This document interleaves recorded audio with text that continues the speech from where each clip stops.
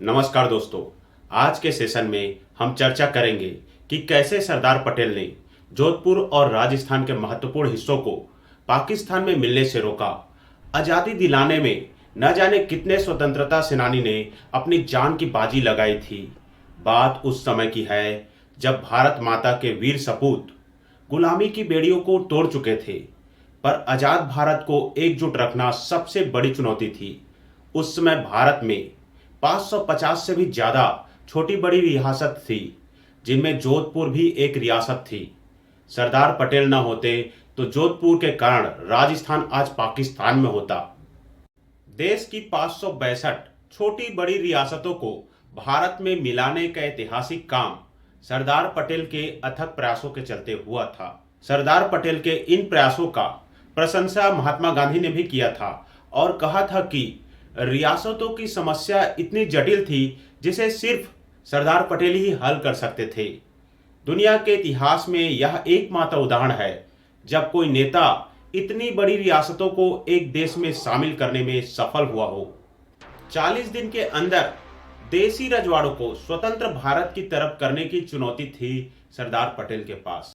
दरअसल 15 अगस्त 1947 के पहले अगर ये रजवाड़े भारत या पाकिस्तान किसी के साथ नहीं जुड़ते तो अगले दिन ये अपने आप को स्वतंत्र मान सकते थे।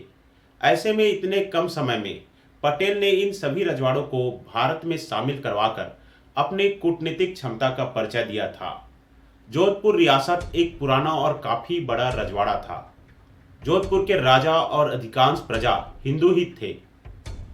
जोधपुर के महाराजा हनुमंत सिंह के मन में किसी ने डाल दिया था कि उसकी राज्य की सीमा पाकिस्तान को छूती है, इसलिए वे पाकिस्तान से बेहतर शर्त मनवा सकते हैं। महाराजा ने मोहम्मद अली जिन्ना के सामने कई शर्त रखी। जिन्ना ने भी महाराजा हनुमंत सिंह के को कई प्रलोभन भी दिए थे। जिन्ना ने महाराजा के सामने कराची बंदरगाह की सुविधा, हथियारों की आपूर्ति और अकाल पीड़ित जिलों में खाद्यान्न आपूर्ति का भरोसा दिलाया था। इतिहासकार यहां तक कहते हैं कि मोहम्मद अली जिन्ना ने महाराजा को एक खाली पन्ना दे दिया था और महाराजा उन पे अपनी शर्त लिख सकते थे।